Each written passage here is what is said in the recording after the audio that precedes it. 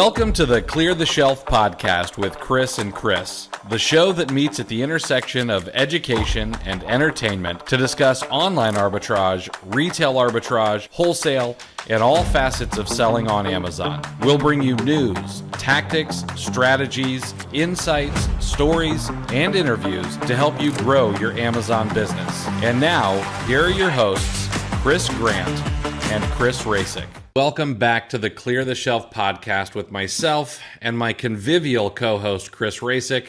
Today we have a very special guest. You may know him on Instagram as @Joji_Davenport. Maybe you've run across his YouTube, but we are excited to have him here. And honestly, I'm fascinated by this business model because I've sold books, but I never really dug into the Amazon to Amazon flips side of books.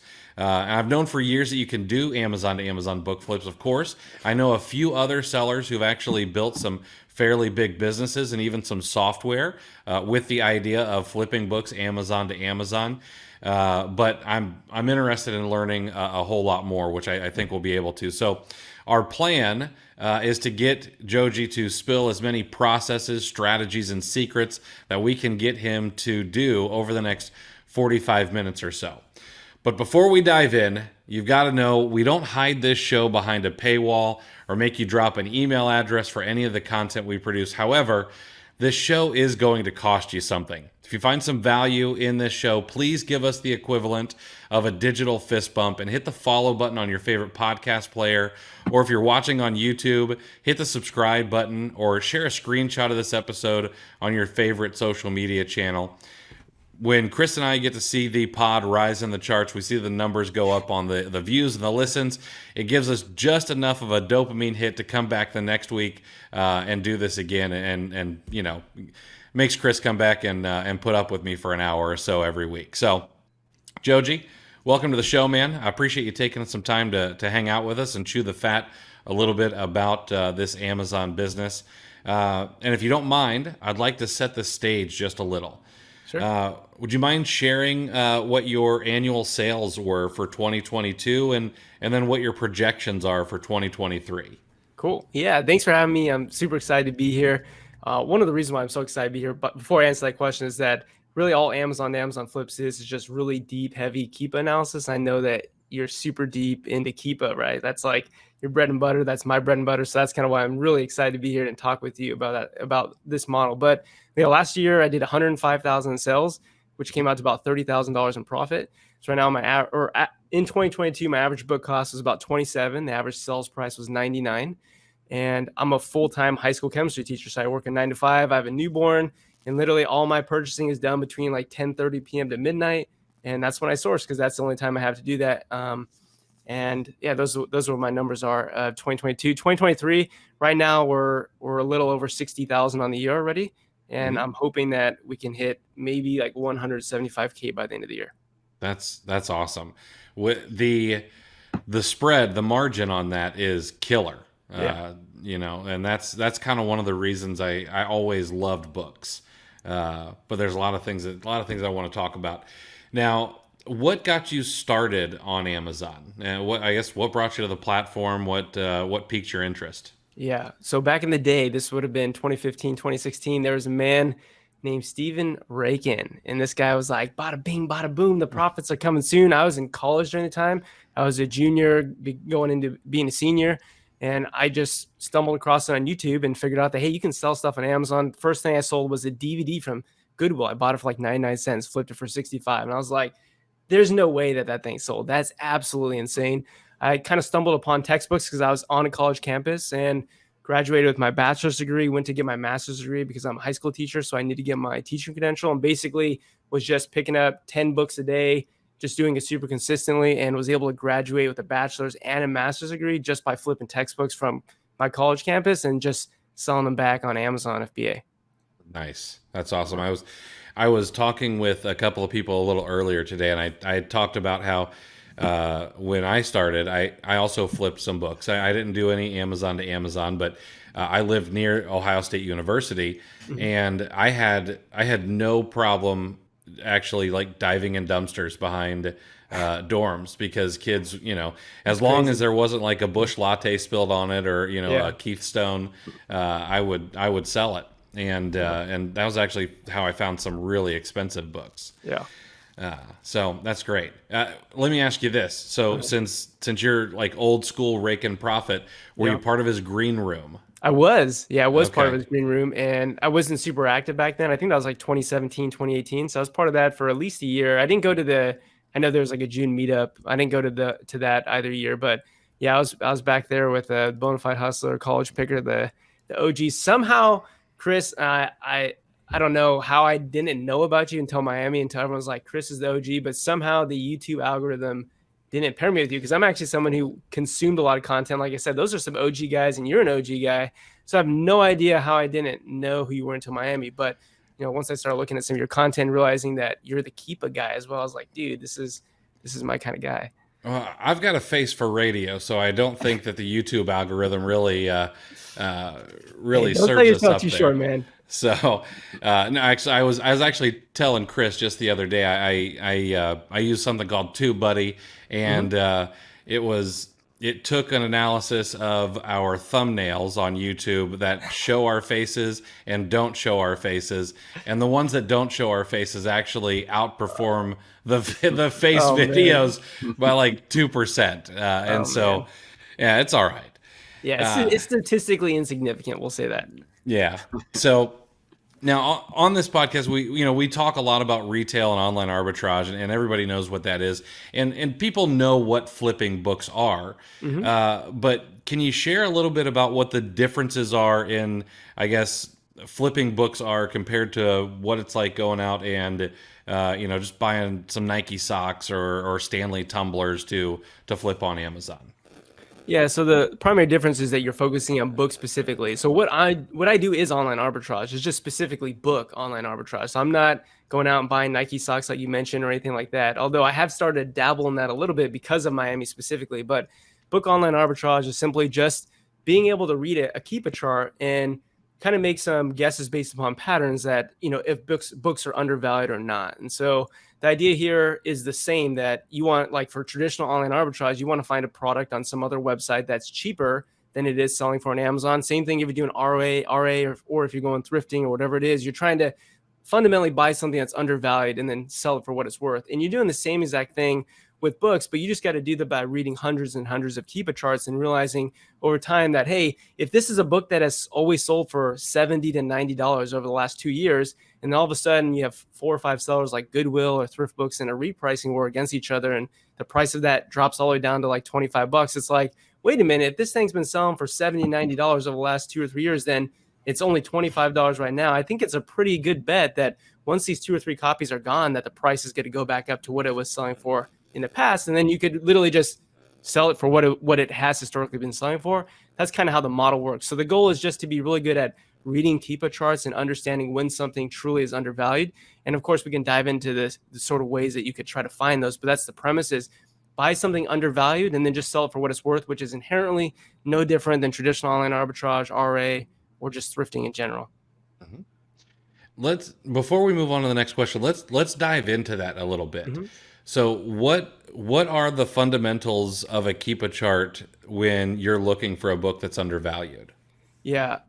First, you got to start off with, does the thing have inherent value? Most books, like 95% of books, are pretty much worthless. Like either they just don't, I mean, most of the time they just don't have much value. And that makes sense. A lot of books, they're fiction books, or they're just things that inherently don't hold a lot of value. So you're kind of looking for things that, at least I'm looking for something that generally is going to sell minimum $30 or $40 consistently year round, or it's past historical data. Obviously, I like to tend to focus on books that sell for more than that, because last year my average sales price was $99. So I'm looking for a book that over the last year, 2, 3, 5, 10 years has shown repeated history, like repeated sales rank drops of 60, 70 plus. And then really all you're comparing is, okay, are there periods of times that are very short where the price of that might dip to a point where if you could have gone back in time and bought it, you're like, wow, this would have been a great deal, because if I could have bought it then, I have all this new data to support that this thing has sold for significantly above what I could have bought it for in the past. Okay. Now, and are most of the books you're buying, are they coming from third-party FBA sellers, or are they coming from third-party merchant fulfilled sellers? They mostly come from merchant fulfilled sellers. Pretty much the number one way you're going to get an undervalued book is from mega sellers that are in repricing wars, where it's literally like you have Goodwill or you have Thrift Books, these massive companies that really have so much inventory that they need to move that they don't really care too much about what they sell the thing at. They're just trying to get stuff out the door. And so because they have super aggressive reprices that might undercut each other by a penny or a dollar, whatever it is, you can literally have a price of a book that's been selling for 60 or 70 bucks, and over a matter of 2 or 3 days, go all the way down to 20 bucks or something like that. So mostly it's going to be from third-party merchant sellers. Sometimes it's the occasional whoopsie from somebody who's new and they're like, hey, I have no idea how to read a Keepa. I have no idea what this thing's worth. I'm just trying to get my first sell. Let me list this book that historically sells for 75 and list it for 25. And boom, that drops on Keepa deals. You're like, yeah, this checks out. This historically is sold for really well above what it is today. I can go ahead and purchase it. Sometimes it's just a repricing error. Like one of my best flips was I bought a book from a Prime seller that they probably meant to put $92. They put 92 cents in. So I bought it for 92 cents, flipped it for 150.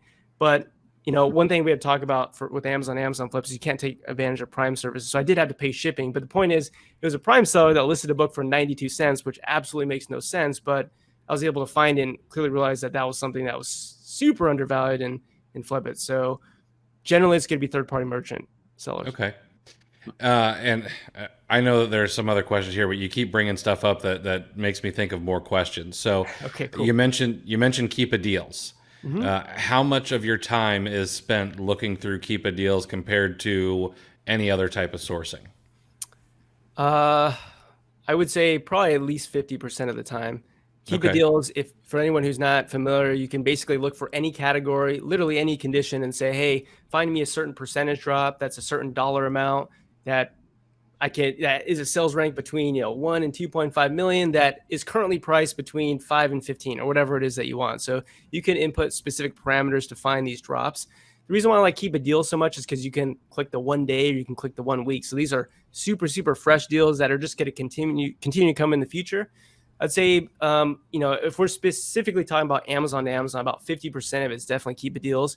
Probably like the other 40% is going to be the product finder tool, which is super, super powerful. It's basically like the Keepa deals page on steroids, where you can, you're only limited to your imagination. And it was really cool to join the live that you had today earlier with John, Side Hustle Experiment, and Michaela, because you talked about the power of the product finder, and you said that's probably the number one tool. And I completely agree, because you're really only limited by what you can envision. And whatever you can envision, you can kind of just input that data and find a product that could potentially be something that's worth flipping. And it was really interesting in that conversation in that live stream where you talked about ChatGPT, where it's like, I think the future is going to be all about your ability to ask a good question, because there's going to be, ChatGPT and AI is going to have this ability to do amazing things, but you got to know what to ask it to do for you in order for it to be powerful. So that would be the split: 50% Keepa deals, maybe the other 40% product finder. The other 10% is setting Keepa alerts or the track product feature, which is the same thing as basically the Keepa deals page. Just the thing here is that it's not something that's active where you have to look at the track product. It's just like, hey, here's a book that almost always sells between 50 and 75 bucks. There's been 3 or 4 periods in time over the last 3 or 4 years where it's dropped down to 15 bucks momentarily. And if you set a tracker, you can get a notification on, through email, web notification, text message, and basically you can pick it up that way. So I'd say that's about the split. Okay. Perfect. We're gonna circle back to this because I got a lot more. I want to dive a lot deeper into that, but I know there are other questions. So, thank you. Yeah. So if you're using Keepa alerts and whatnot, do you ever call like a last minute study hall so you can buy something real quick when you get an alert? Study hall. Oh, you mean like if I'm at work? Is that what you're saying? Yeah, if you get one while you're working, while you're teaching, Yeah, like, hey, we're gonna take a 10-minute, read quietly. Unfortunately, I cannot do that. I'm very committed, but I do have a couple of VAs, and I have my VAs look at Keepa alerts. So if there's a Keepa alert that comes through, they can go and take a look at it and determine if they think it's undervalued and buy it. But if I'm at home, like they come all the time, I would bet you that I just got a Keepa alert 6 minutes ago for a book that I think is a book I've actually flipped for 150 bucks that right now is about $59. So obviously you got to go back to it and see if it is still a good deal, because a lot of variables can change. Like the used offer count can go through the roof. Could be a new seller came out with a whole bunch of new like there's a lot of reasons why you might not buy it. But the premise of setting this tracker for a price that would be really good at that time, that's kind of the idea. But no, I do my job when I'm at work. So rest assured, everyone, your kids are getting a good chemistry education. I'm not skipping out on. I swear some of my teachers were hungover. We just had these random, so that's, I got no problem with that. But Okay. so I had a question. What would you say that your ratio of new books to used books is, and does it matter? Do you have a preference? Yeah, I'm 100% used books. I haven't sold a new book ever in my entire career. So I just looked at my Keepa storefront. The first review I think was either early 2016 or late 2015. So I never sold a new book, just because I'm not sure how much validity there is to it. But I know obviously if you're buying new inventory and therefore you're selling new inventory and you get called out, you would have to produce some sort of invoice to say that you actually bought this from a distributor. And I know that you could easily get into trouble with that. So I've always kind of veered away from new. Now, with that said, I bought a ton of new books that I flipped in used condition, because the book in new condition was so undervalued already that it could be sold in used condition for significantly more than what I bought it for. So I do that all the time. Like I do plenty of buying new books from Amazon themselves that have shown repeated historical history of going in and out of stock and then doubling, tripling, quadrupling in used price after they go out of stock. So I've done that, but never done a new to new flip. Okay. Yeah, that's good.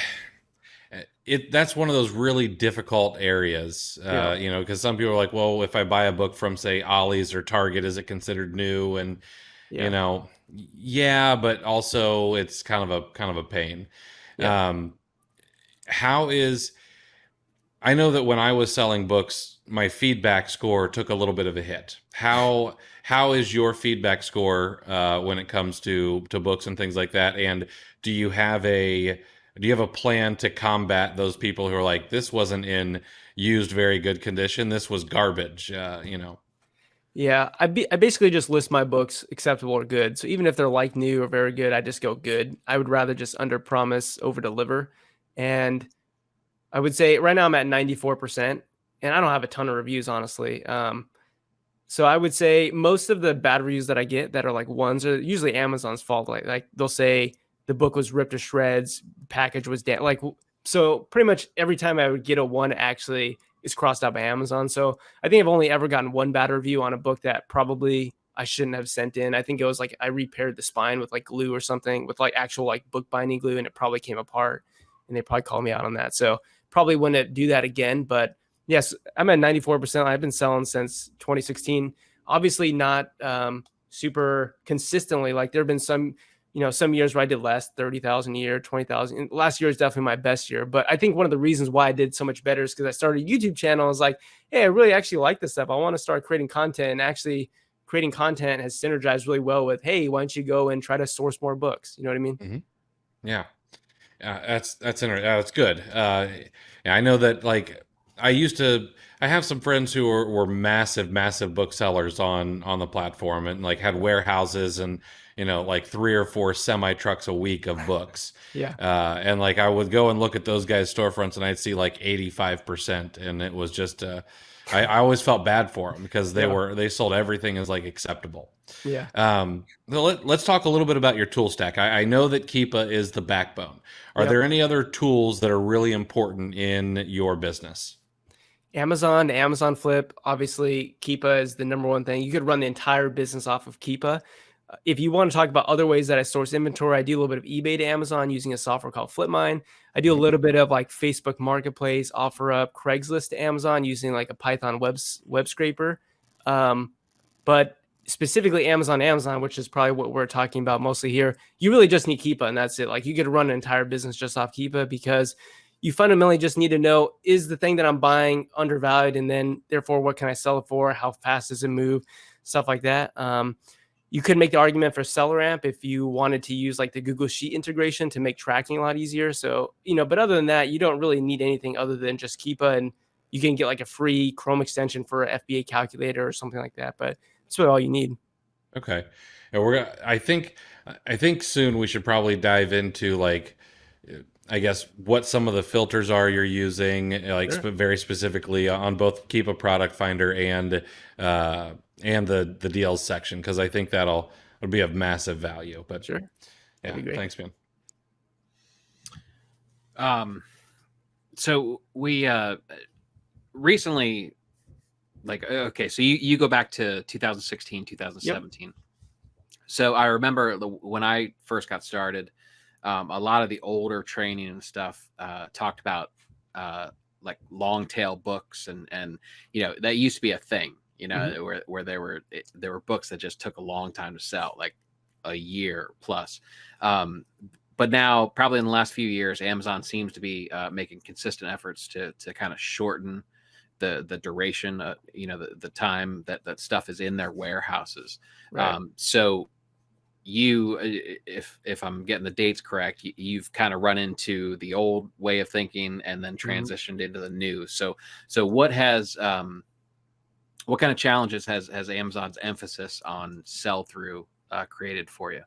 Yeah, when restock limits were still a thing, obviously they just did away with them. Now that we're at capacity limits, but I was actually at 1,000 because my sell-through rate is actually really slow. The average book that I buy takes 3.5 months to sell. So obviously, I think the average sales rank was 1.2 million, which if you're sort of a newbie in books, when you go on YouTube and you look at YouTubers saying what rank you should stand, they always say stand 1,000,000, which I think is actually really great advice for someone who's new, because you do actually want inventory to move, especially if you're buying cheap inventory, which is things that are like, sub $15. I would 100% recommend that. But because my sell price is so high, I'm fundamentally targeting things that are much more niche, that are things that are much more valuable, much more rare, or they're textbooks, right? Because textbooks inherently have a lot of value. So because my restock limits are always at 1,000 and my average sales price was at 100, it really actually never was a problem for me, because at most I would have like 700 or 800 books in inventory, which would represent like $70,000 or $80,000 of like active inventory if it's sold or when it's sold. So I was at least last year, more about quality of books and the selling price of the book rather than the number of books. So quantity wasn't really an issue for me. Now it's actually a lot better with capacity limits, because about 1,000 books is like 55 cubic feet.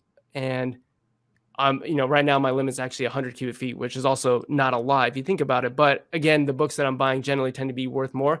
I'm actually starting to change the model a little bit more to be a little bit less conservative, because obviously the margin between 27 and 99 is massive. So I'm obviously skipping a lot of books that probably would be decent, but I'm just like, at that time I was like, maybe this isn't the margin for me. But I'm also building up enough capital where it's like, it actually makes sense to just take like an 80% ROI on this book, or 100, you know what I mean? So I would say right now it's not an issue. If I start to go towards trying to take lower ROIs and super scale up, maybe get a few more VAs, then probably I would have to look into just bidding for space. But inherently, my niche is slow moving inventory, because the fact that something doesn't sell very often means that it's very likely that the price of that book can erode over a few day period without somebody who actually wants the book coming up and coming to it and picking that book up. So it's a lot easier for these repricing wars to happen on books that are much higher rank, because there's just inherently less people who are going to go buy them. Does that make sense? Yeah, it does. It's interesting. Yeah, it is. So when you're looking at books to flip, what are some of the obvious signs that you look for that let you know that, okay, this is probably not going to be a good flip? It would make you steer clear of it.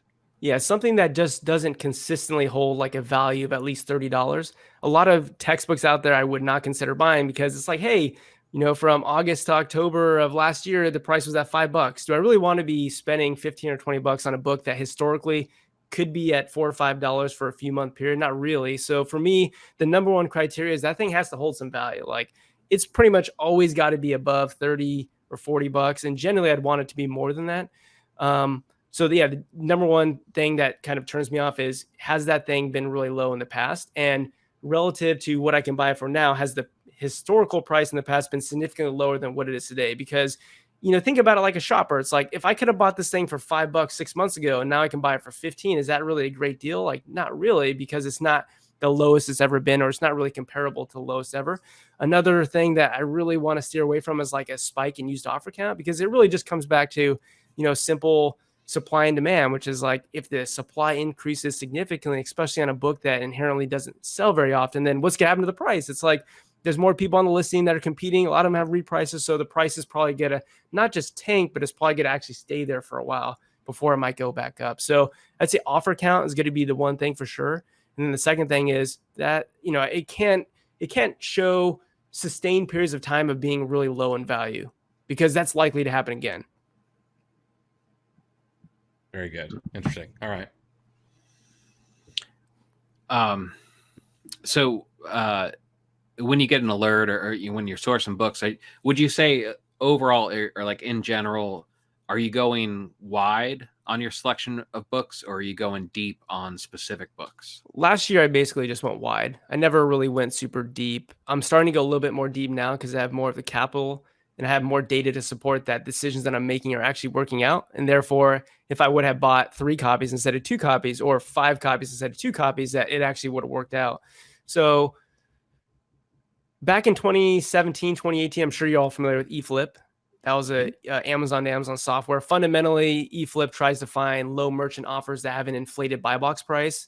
And back in the day when I was trying out eFlip, and you can try out Zen Arbitrage, Master Book Flippers, those are the other Amazon to Amazon softwares today. Inherently, they try to do that, either exploit a buy box or exploit the prime bump or exploit textbook season.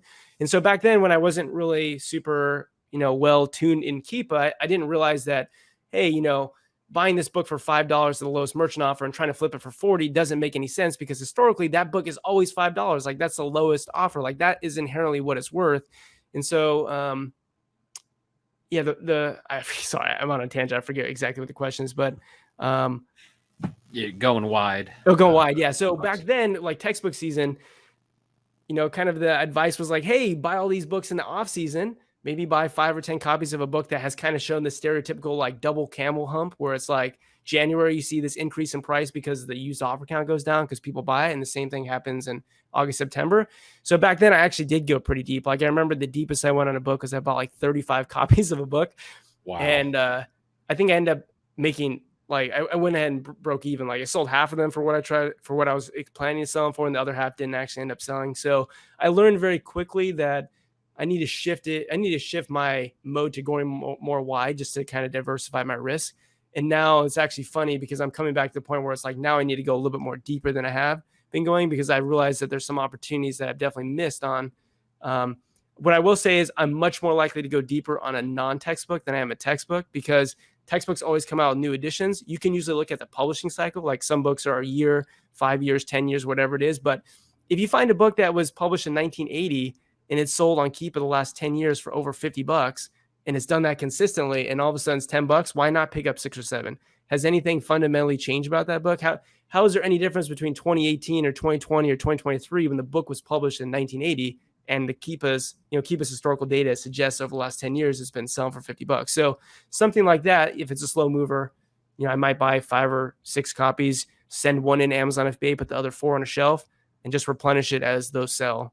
Hey guys, wanted to take a quick second and thank you for listening to the Clear the Shelf podcast. My magnanimous co-host Chris Rasick has put together a gift for you for being a listener. It's called the Monthly Goal Tracking Spreadsheet, and it's free. The spreadsheet will help you break down and track how much you've purchased, which should be a leading indicator of how much you will sell, and then you'll be able to track how much you've sold as well as your estimated monthly profit on a daily basis. This will all feed into the daily averages so you can ensure that you're on track to meet your goals each and every month. Grab it for free today over at cleartheshelf.com/goal-tracking. Thanks again for being a listener. Now back to the show. How many books do you think you're keeping on a shelf, and how does your wife feel about that? Yeah, I have a really big bookshelf. I mean, you can actually see that's her bookshelf back there. That's her book. She's actually, between her and I, we have tons of books. She's a children's book reviewer, so she gets books sent to her every day as well. I would say I have a big bookshelf over there. Probably has about 100 books right now. Okay. Well, that's not too bad. Mm-hmm. See, when we had books in the house, like they were on shelves in the like all the walls of the garage. And so it was a little different. So now I don't want you to necessarily give away like your bread and butter or anything like that. Yeah. And I know that when I was selling books, there were a few subcategories that I was really tuned into, and not necessarily subcategories, but types of books. So, for example, we did some textbooks, but it wasn't my favorite thing. My favorite thing was actually to sell coffee table books. They were bigger, they were weird sized, and things like that. However, you find some Frank Lloyd Wright coffee table books, or some other obscure art coffee table books, and I was able to make the biggest ROI on those. So I'm curious, what subcategories do you tend to go looking for if you needed to find inventory like right now? I would say it's less about the subcategory, it's more about the data. Like I would just go to Product Finder, keep a Product Finder, find me a used book that holds a $50 value over the last 30, 90, 180 days, because inherently that's something that holds value. So for me, I would say books that tend to have that much value are usually going to be textbooks, but if they're not textbooks, they're going to be something that's very rare. There are a lot of coffee table books. Like there's a book that I have a replen that I flip pretty significantly or pretty often. It's called Pictures by Jeff Bridges. I'm not sure if you're familiar with who that is. I wasn't familiar with who that was, but coffee table books can go well, but it's more, I guess it's an interesting question. I haven't gone through my data and tried to figure out that's a coffee table book, that's a horror book, that's a whatever, like break it down by genre. For me, it's just on the data. What does Keepa suggest that thing could sell for? And how much value does it hold? And if it holds a value above $50 and it does that over the last 3-5 years, that's something that I definitely want to track, because I mean, you can look at any Keepa graph and go back at any point in time and know what that price of that book was in the lowest merchant offer. So, it's just doing some basic Keepa analysis, going back and seeing what that book has gotten to before, and if maybe it would have been, profitable to buy it then. But yeah, I don't really know, Chris. That's a good question. I would just say anything that has value, that's what I'm really looking for. Yeah, okay. Now I have to ask, you said that you have kind of a replen book. It's a picture book by Jeff Bridges, you said, right? We're talking like the dude from Jeff Bridges. Big Lebowski. Okay. All right. Yeah. Cool. Same guy. All right. Yeah, can I share my screen for a sec? Yeah, go ahead and cool? hit share, and I can bring it up on screen here. Okay, let's go. Let's see. I can show you. It's actually part of this. Can you see my screen here? Sure can.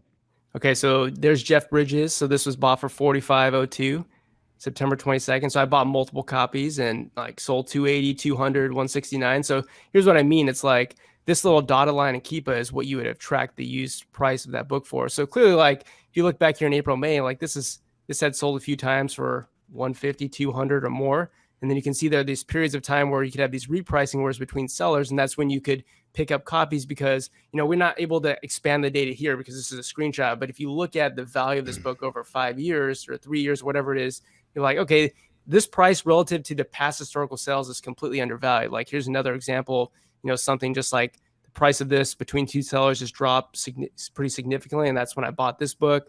So I bought a few of those for 43, flipping for 160. So that's kind of the idea behind how it works. Yeah. Awesome. And I want to get back to that here in just a few minutes. So I want to talk about, what kind of things you're pulling up on Keepa Product Finder and whatnot. But I lost track. I had all Big Lebowski quotes going through my head. I gotta find my place. So you've talked about some of the prices that you buy these books at, but so I imagine your cost of goods sold tends to be a little bit lower than most of us who are doing OA or RA. So considering that lower cost of goods,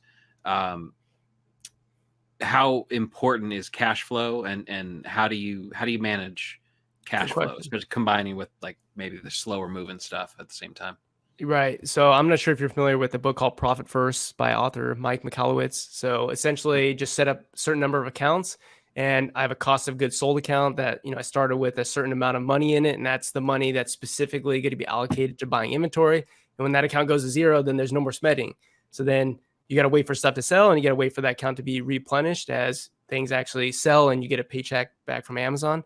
But yeah, inherently it takes 3.5 months for my business model work. There are tons of people out there that do Amazon to Amazon that focus on, sales rank sub 300K. That's stuff that moves a lot more quickly. But is inherently going to have a much lower ROI as a result. So for them, obviously turning their cash is a lot easier. But for me, it's like I got to the point where it's like I don't have enough time in the day to spend the money that I have in that cost of goods sold account because I've been doing this for years. So to me, it hasn't been an issue, but I've also, I think right now I have like 1,200 books in inventory. So, the average buy cost last year was 27. This year it's a little bit different because I'm starting to go a little bit deeper and go for a little bit less ROI because I picked up a couple of VAs to try to scale a little bit more. So right now my buy cost is about 22 per book. But yeah, I mean, if you're not familiar, Profit First is just essentially a way for you to allocate the paycheck that you get from Amazon and make sure that one, you're a profitable business that actually pays you a dividend every quarter and also gives you owner's compensation. So that means it actually pays you. And then also, to replenish the cost of goods account. So, and also invest a little bit more back into that. So it is also growing every pay period. So I basically just, as soon as I get my paycheck, I just take an average of what my average sell price and the average buy cost of those goods that sold was, replenish the cost of goods sold account. And then after I go ahead and pay myself my profit and my owner's compensation, taxes, operating expenses, then I'll actually reinvest 5% of that total, that real revenue income back into the cost of goods sold account. So it's just consistently growing, just growing slowly. You know what I mean? Yeah. Nice.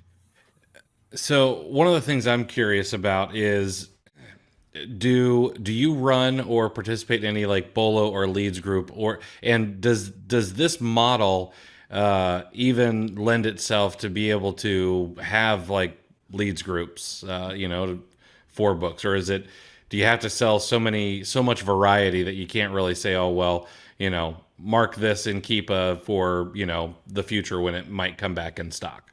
That's a great question. Yeah, there's not really going to be a Bolo list. If anything, there'd be like a replens list that was something like, hey, these are all the books that I bought in the past. Here's what I bought them for. Here's what I sold them for. Go ahead and track these with the Keep a Track product feature so that maybe you can get notified if that ever happens again. But inherently, when you look at the product finder, you look at Keep a Deals, you're looking at really short-term drops in price that significantly undervalue a book to the point where it's only usually like 2 to 5 copies. And in that case, if I were to send that out, usually it's going to be gone before it could even reach anybody who's on that list, if that makes sense, because I'm not the only person that does this. I'm probably just the only YouTuber who's actually talking about it, but there's tons and tons of people that are tracking books, like probably more than you'd realize. And there's tons of people probably looking at the deals page, the product finder. So yeah, it wouldn't really lend itself to this because there's really only one place to source the Amazon flips in this way, which is the deals page, the product finder. And there's a lot of other competition out there. So I don't think it would actually lend itself well. It's also a smaller niche in some regards because even though books is a massive category, I mean, you're kind of using the same sourcing strategies as other people are. Whereas it's a lot different with OA because there's so many different websites, there's so many different coupons, like there's so much other nuance to it that I think doesn't exist with books. Have you ever thought about expanding it, or maybe you have, but have you ever expanded out to like buying used books from Book Depot, Barnes & Noble, and all those other sites where you can pick up used books? Or has it just been you really just want to focus mostly on flips from Amazon or eBay? Yeah, I think mainly I want to focus on books that actually hold value. So I want to sell books that are going to sell for $50 each. Like you mentioned my bookshelf back there, the 100 books. Like any one of those books you pick up is like, that's a $50 book. That's an $80 book. That like all those books hold value. And if you're buying it from retail stores like Barnes & Noble, they can't really afford to sell their books for 50 or $80 because, what customer has the sort of cash to be buying such high dollar books. So I haven't explored it enough to make, I guess, a super educated guess on it. But my idea sourcing at places like that is that the inventory is probably going to be inherently pretty cheap, like sub $30. So it might not necessarily make, work for my model. With that said, I do source. Go for it. I do specifically mean like the third-party sellers on those sites, not from like I know Barnes and Noble. If you go to Barnes and Noble, there is a third-party marketplace. Yeah. And I was just curious if you'd ever explored sourcing from those sellers rather than Barnes and Noble itself. I'm not. Not Barnes and Noble, like you said. There's a website called bookfinder.com. You can type in the ISBN. It shows like 10 or 15 other book sites that are obviously not as large as Amazon, but like eBay, Alberus, A-Books, Biblio, like, these other sites that actually have books available. And oftentimes you would actually input the the ISBN of the book on Amazon, put it into Bookfinder, and it'll actually find the same book from the same seller who cross-listed it, and it'll be a little bit cheaper. So yeah, there are some books that I find on Amazon using the Keepa features and then go buy on Alberus or go buy on AbeBooks because they're cheaper.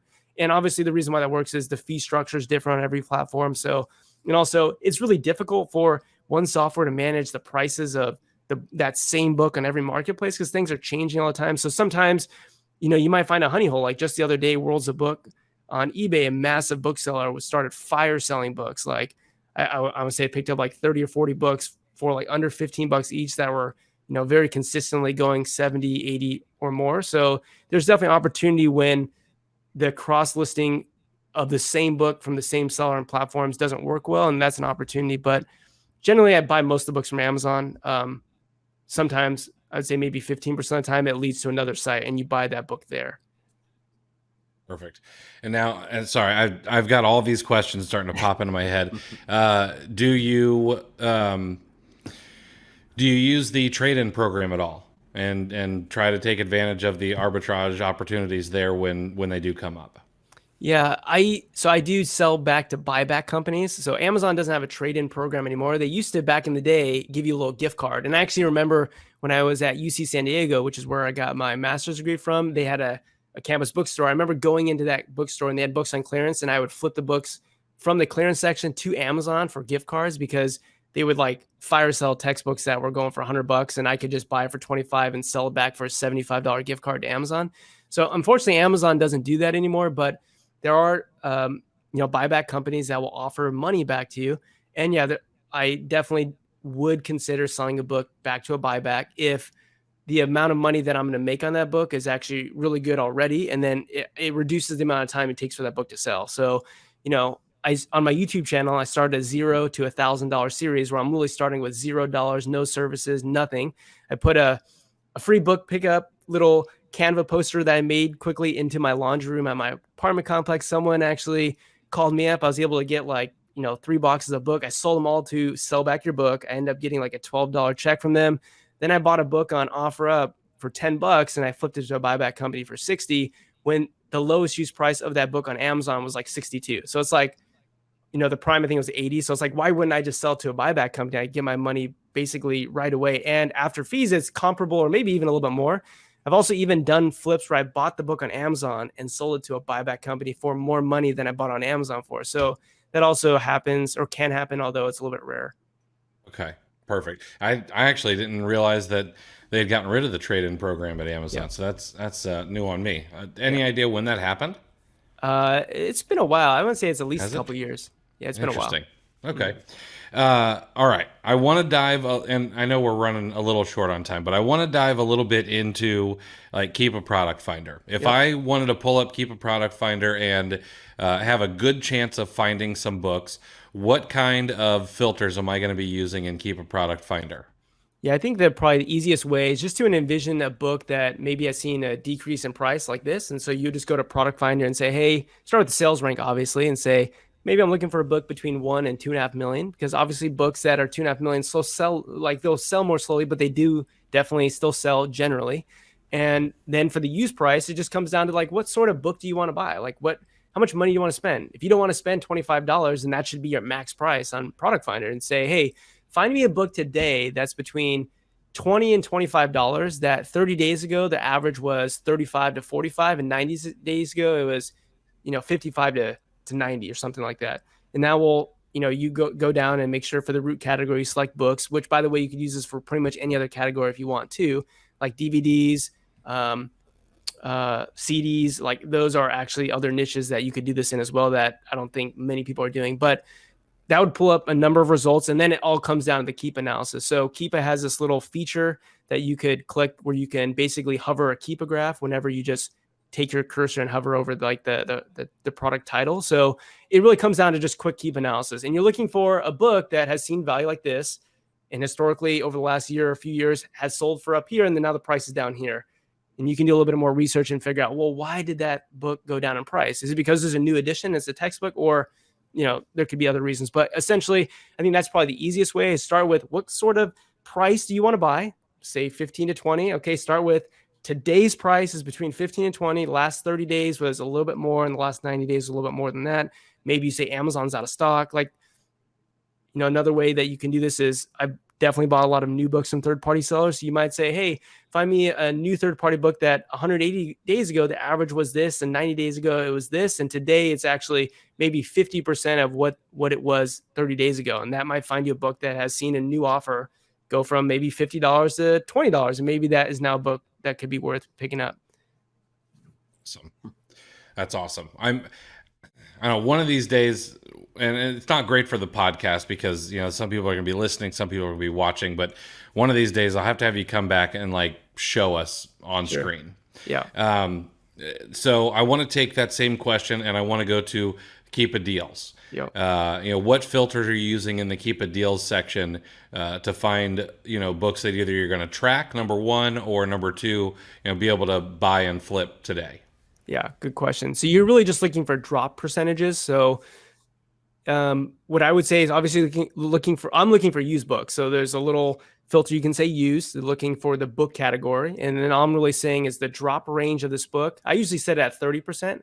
So anywhere between 30 to 100%. And I usually have a dollar amount assigned to it. So not only does this book have to drop by 30%, but it also has to be at least a $25 drop.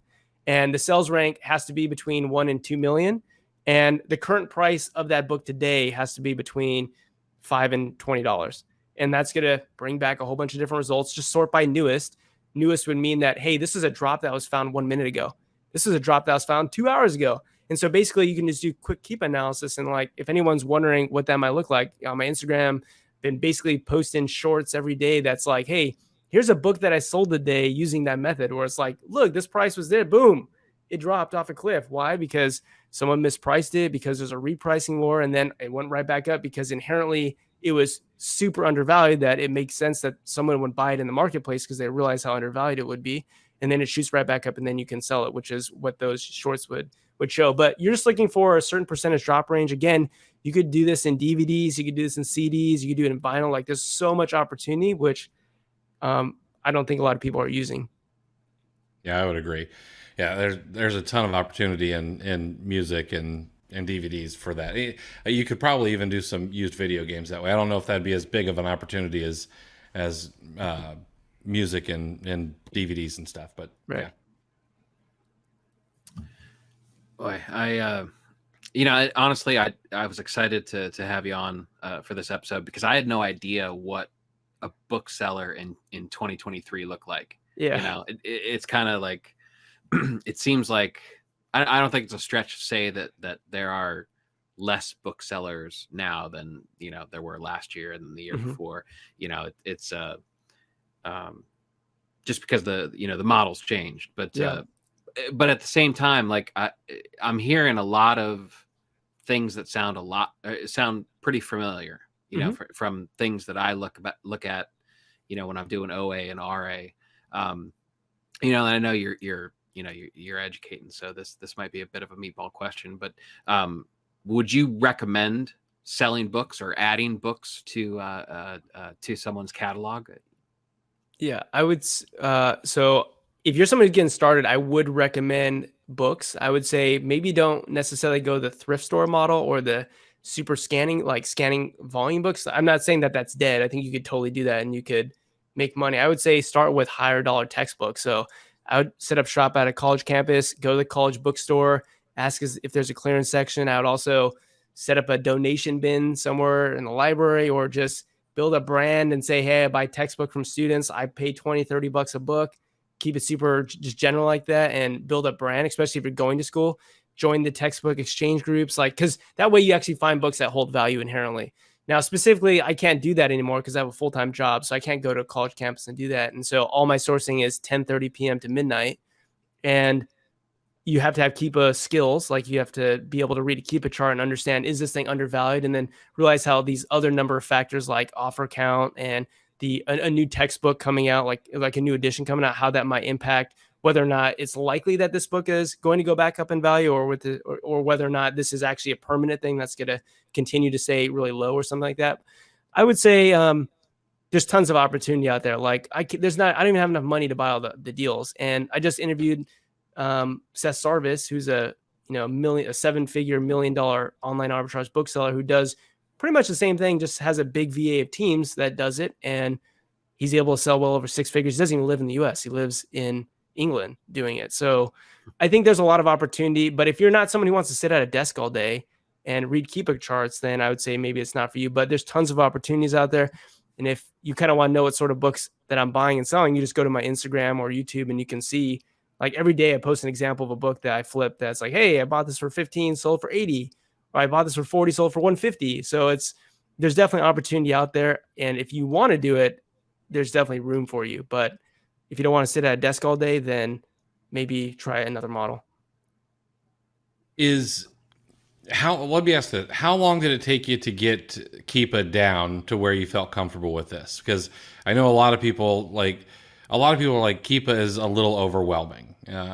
We try to make that a little easier on folks here. But I guess how long did it take you until you were actually comfortable making those buys and figuring out the Keepa charts? Yeah, I wouldn't say it was too long. I like to look at data. I like to look at graphs. So for me, it wasn't too long. What took more time was the more nuanced things, like seeing how offer count affects price, or seeing how newer editions impact price, or looking at publishing cycles, like learning about, okay, this is a book that's not a non-textbook. It was published a long time ago. It's probably much more likely to hold value because there isn't a new edition of this thing coming out. So the more nuanced things took a little bit longer time, but the inherent, like, oh, look, this book is this price always, boom, drops down to here, and then it goes right back up in price. Like, I feel like that is something that's maybe a little bit easier to grasp initially.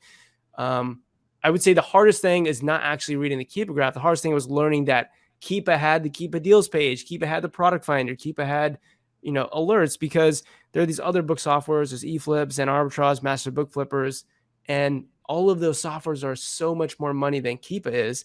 And yeah, I would bet probably like 90+% of Keepa users have never even used a product finder, or have used Keepa deals, or have used the track product feature, or have storefront stocked on Keepa, or, you know what I mean? I've downloaded a list of ASINs from it. So yeah, that's, I guess, what I'd say. Okay.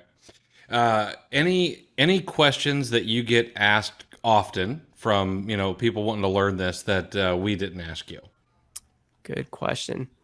I would say, a lot of times people just message me and say, hey, should I buy this book? Because they don't have the experience of having bought books like that in the past, and they don't have the data to support the pattern of, is this something that is likely going to sell or not? So I think the question I get asked most often is, should I buy this book when there's a newer edition out? And my answer to that is going to vary. And most of the time a lot of people hate it. My answer varies because everything, it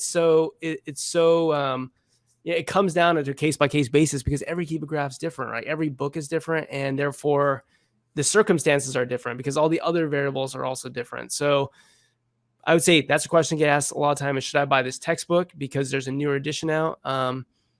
And then I get asked a lot, how deep should I go in this? How many of these should I buy? Should I buy 1? Should I buy 10? Should I buy 20 of them? To which my answer is, like, in the beginning, you're probably limited on your capital rather than your time. So it makes more sense to spend as much time as possible before you start running out of capital, or, until you stop running out of capital, to spread yourself more thin, buy fewer books, diversify your risk. And instead of buying 20 of one book, 20 copies of one book, maybe buy 20 different books with just one each, because then you also start to see the data and see the patterns that start to emerge from. So I'd say those are probably the questions that get asked the most. Perfect. And then lastly, as we wrap things up, where is the best place for people to find you, or where are the best places for people to find you? I appreciate that a lot. Yeah. So my YouTube channel is just my name. It's just Joji Davenport. My name is Joji, Joji, Joji Davenport. You can find me on Instagram, Joji_Davenport. I have a free Discord. It has like 150 members now. A lot of great information there. If you're experienced, if you're a newbie, and I'm just here to help you. I'm a teacher by heart. So I would probably be a little bit biased in saying that I'm probably a little bit better than the average person at teaching you something, because that's what my real profession is. So over on my channel, I really just try to help people out, and I can't buy all the books. So until I get enough VAs to buy all the books for me, I'd like to help other people out. Awesome. Well, thanks so much for hanging out with us. This You're was welcome. this was fascinating. I enjoy kind of getting back to books and things like that. And I love talking Keepa, which is Awesome. so nerdy. But Yeah. yeah, I appreciate it, man. We typically like to end the show with a quote every single week. Chris and I are Awesome. both a little bit of Love it. self-professed bibliophiles. Like it. I didn't have one this week, so we're gonna go with two. It's actually probably my two favorite quotes from The Big Lebowski. The first one is from Walter Sobchak, which is "I don't roll on Shabbos," and the second one, of course, is "The dude abides." So that's how we'll wrap it up this week. You want Can you I want a get- can I give toe? one? I'll Can get I you a get one if toe. that's okay? Is that okay? Can I get What's one? that? Can I get Yeah, one yeah. if that's okay? Yeah.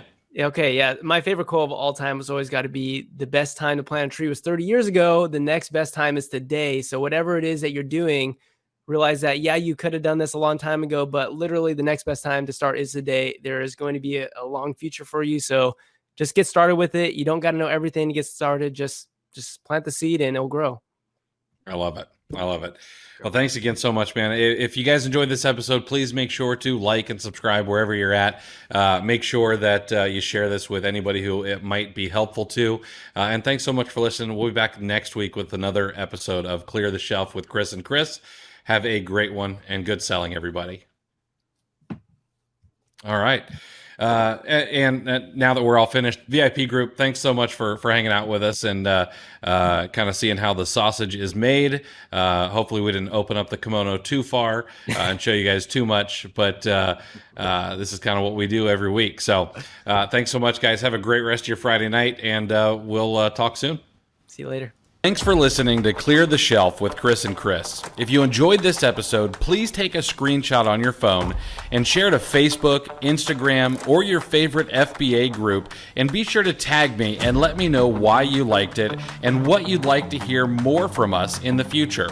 Also, I'd like to give you some free gifts for listening. Head over to rabbittrailchallenge.com and repricerchallenge.com for some free courses to further your business. Thanks for listening.